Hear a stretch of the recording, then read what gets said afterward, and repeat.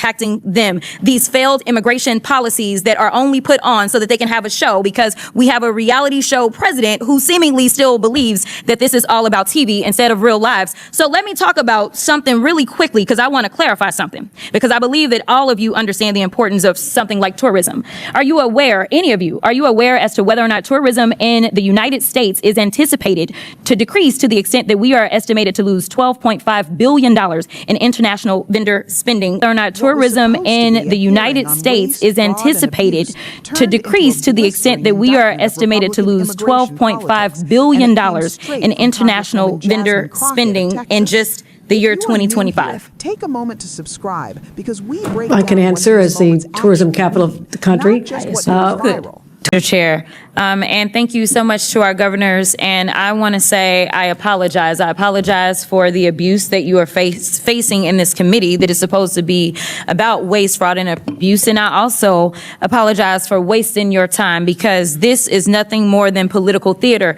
Now, again, this committee is supposed to be about waste, fraud, and abuse. We did not have to have this faux creation of Doge. The committee itself, that is our job. So what I want to talk about is something that the American people may want to know, which is economically, how is this impacting them? These failed immigration policies that are only put on so that they can have a show, because we have a reality show president who seemingly still believes that this is all about TV instead of real lives. So let me talk about something really quickly, because I want to clarify something, because I believe that all of you understand the importance of something like tourism.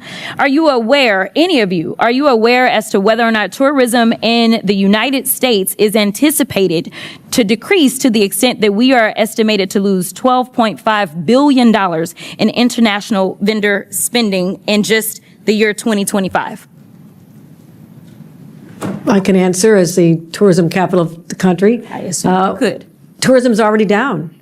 It is down in the North Country, where the Canadians refuse to come over because of the hostility toward their country. It's happening in New York City. It's happening at our sporting events here, our theater. There's a ripple effect throughout our entire economy because of the change in attitude that our country, that once welcomed people from all over the world to visit and recreate and to live here, now feels like a very hostile place to them. It is going to have an economic impact on our bottom line, without a doubt. So let's talk about it a little bit more. So I am supposed to have a number of FIFA games in Dallas, and I am fully anticipating that we are going to have a problem, because I've been receiving phone calls that people don't feel safe coming here. And it's not the immigrants.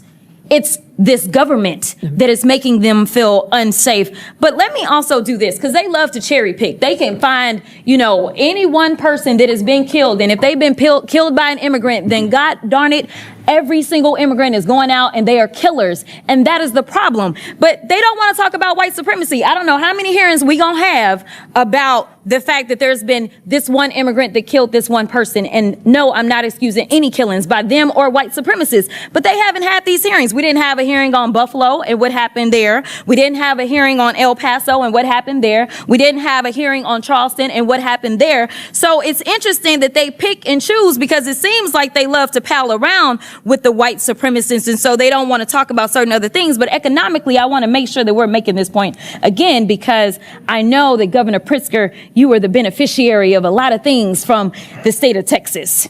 And a lot of people believe that Republicans are fiscally responsible, but instead they are actually fiscally irresponsible, because what he spent was a whopping $221 million transporting people from Texas to your state. Something tells me that he could have done something else with that $221 million. In addition to that, I know that there's been some conversations about what's going on in LA, and they want to say that it's riots because they didn't want people to keep talking about, say, the Epstein files or whatever other drama was popping off between the president and his little friend. So they wanted to change the conversation to immigration because they feel like, well, the polling is in our benefit. But let me tell you something. If they cared about making sure we were going to be fiscally responsible, they would tell the American people that it cost them $134 million to send the National Guard to LA for the quote unquote riots that the governor didn't ask for, nor did the mayor of LA ask for. And they sent them over there, and they say that they care about our service members, yet they sent them and they were laying on the floor. They did not provide for food. So I don't know why we would believe that, number one, they want to fix this. They don't want to fix this. Because the brokenness is a feature, not a flaw of the system, because it is beneficial to them when it comes to campaigning. If they can't stoke fear, then why are they going to say have anybody vote for them? Because that's what people are doing. They're voting out of fear. But Ms. Perryman, we know each other a little well. And I know you got a law degree. And it seems like we all need law degrees in here nowadays to understand the Constitution. So really briefly, I just want to make this point. There is a certain person that was afforded, say, due process. But let's say if, say, Donald Trump had been charged with all of these cases that he got charged with in 4 different jurisdictions. If he wasn't afforded due process, there could have been a possibility that he just would have been locked up and thrown somewhere, right?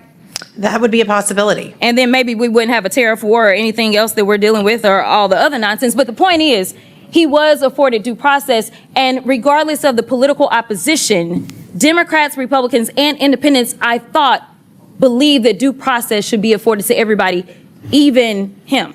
Due process is for everyone. Okay, so the Fifth Amendment doesn't say that it's just for the people that are Americans?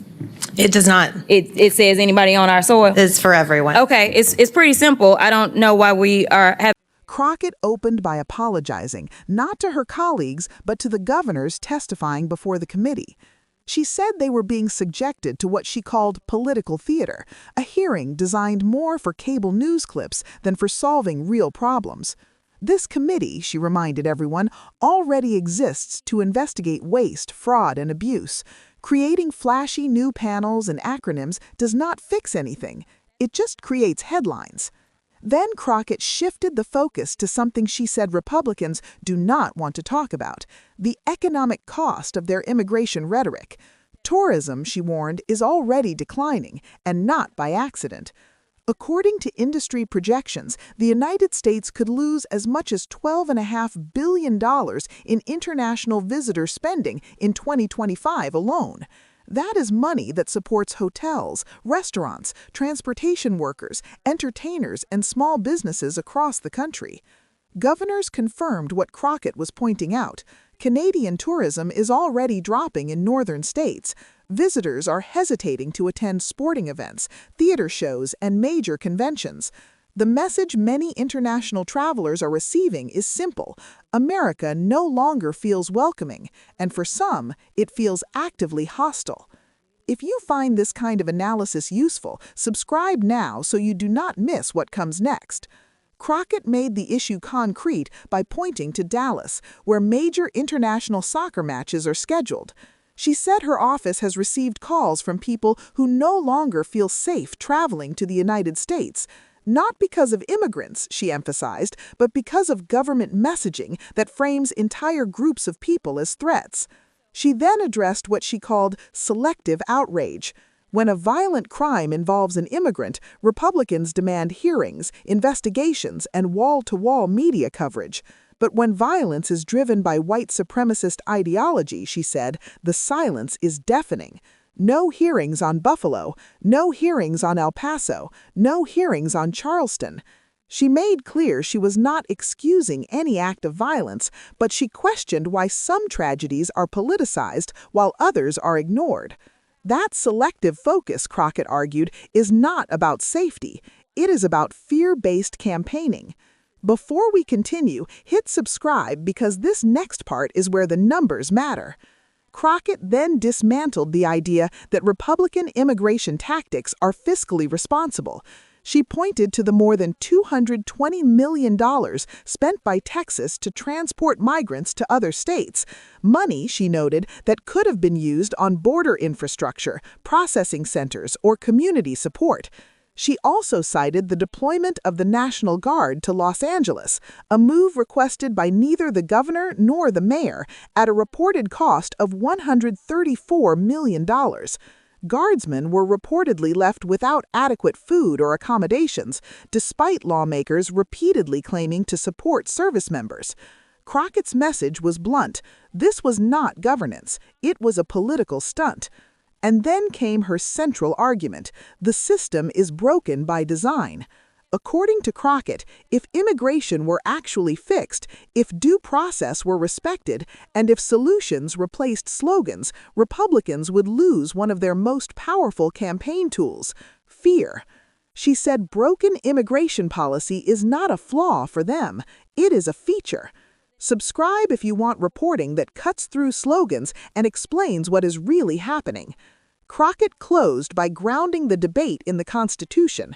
Due process, she reminded the room, is not optional.